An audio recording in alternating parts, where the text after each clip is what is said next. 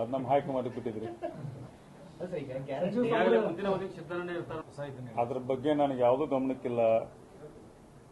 ನಮ್ಮ ಪಕ್ಷದಾಗ ಏಟ್ ಕೆಲಸ ಮಾಡಂತ ಅಷ್ಟು ಕೆಲಸ ಮಾಡ್ತೀವಿ. ಅದು ದೊಡ್ಡ ದೊಡ್ಡವ್ರ ಲೆವೆಲ್ ಆಗ್ತದೆ, ದೊಡ್ಡ ದೊಡ್ಡವ್ರು ಮಾಡ್ತಾರೆ. ನಮ್ಮೆಲ್ಲ ಸಚಿವ ಸ್ಥಾನಕ್ಕೆ ಈ ಸಲ ನಾನು ಆಕಾಂಕ್ಷೆ ಇದೀನಿ. ಸಚಿವ ಸ್ಥಾನ ಬಂದ ಈ ಸಲ ನಾನು ಕೊಡ್ಲೇಬೇಕು, ಕೊಡ್ತಾರೆ. ಆಗುತ್ತೆ, ಮಾರ್ಚ್ ನಂತರ ಮಾಡ್ತಾರೆ. ಈಗ ಸಿದ್ದರಾಮಯ್ಯ ಅವರು ಗ್ಯಾರಂಟಿ ಜೊತೆಗೆ ಅವರು ಇಟ್ಕೊಂಡು ಎಲೆಕ್ಷನ್ ಮಾಡಬೇಕು. ಸಿದ್ದರಾಮಯ್ಯ ಅವ್ರು ನೋಡ್ರಿ ಆರ್ಥಿಕ ತಜ್ಞರಿದ್ದಂಗ. ಯಾಕಂದ್ರೆ ಇಷ್ಟು ಸಲ ಅವರೆಲ್ಲ ನಮ್ಮ ಫೈನಾನ್ಸ್ ಮಿನಿಸ್ಟರ್ ಆಗಿ ಕೆಲಸ ಮಾಡಿದಾರೆ. ಯಾಕಂದ್ರೆ ಇದನ್ನ ಬೇರೆ ಯಾರಾಗಿದ್ರು ಕೂಡ ನಾವು ಕೊಟ್ಟಂತ ಗ್ಯಾರಂಟಿಗಳನ್ನ ಹ್ಯಾಂಡಲ್ ಮಾಡಕ್ ಹಾಕಿದ್ದಿಲ್ಲ.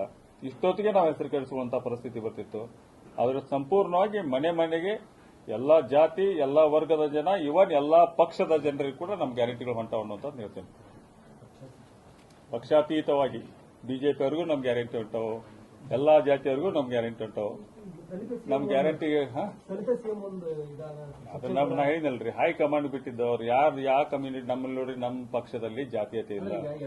ನಮ್ಮ ಪಕ್ಷದಲ್ಲಿ ಎಲ್ಲಾ ಜಾತಿಯವರು ನಾವು. ಅಲ್ಲಾನು ಅದನ, ಅಕ್ಬರ್ ಅದನ, ರಾಮು ಅದನ, ಸೀತಾನು ಅದಾರ ನಮ್ಮ ಪಕ್ಷದಾಗ. ಹಂಗಾಗಿ ನಮ್ಮ ಪಕ್ಷದಾಗ ಏನ್ ಜಾತಿ ಇಲ್ಲ. ನಮ್ಮ ಪಕ್ಷದಾಗ ಹೈಕಮಾಂಡ್ ತೀರ್ಮಾನ ಮಾಡ್ತದ. 2.5 ವರ್ಷಗಳಿಂದ ಸಿಎಂ ಬದಲಾವಣೆ ಅಂತ ಆರಂಭದಾಗ ಮಾತು ಕೇಳಬಹುದಿತ್ತು ಕೆಲವೊಂದು ಕಡೆ. ನವೆಂಬರ್ ಚೇಂಜ್ ಆಗುತ್ತೆ. ನಾ ಹೇಳಿಲ್ಲ, ನನಗೆ ಏನು ಗೊತ್ತಿಲ್ಲ ಅದ್ರ ಬಗ್ಗೆ. ಅದನ್ನ ಹೈಕಮಾಂಡ್ ಯಾರು ಬಂದಾಗ ಕೇಳ್ರಿ. ಅಷ್ಟು ದೊಡ್ಡ ಲೀಡರ್ ಅಲ್ಲ ಇನ್ನು. ನಿಮ್ಮ ಒಪಿನಿಯನ್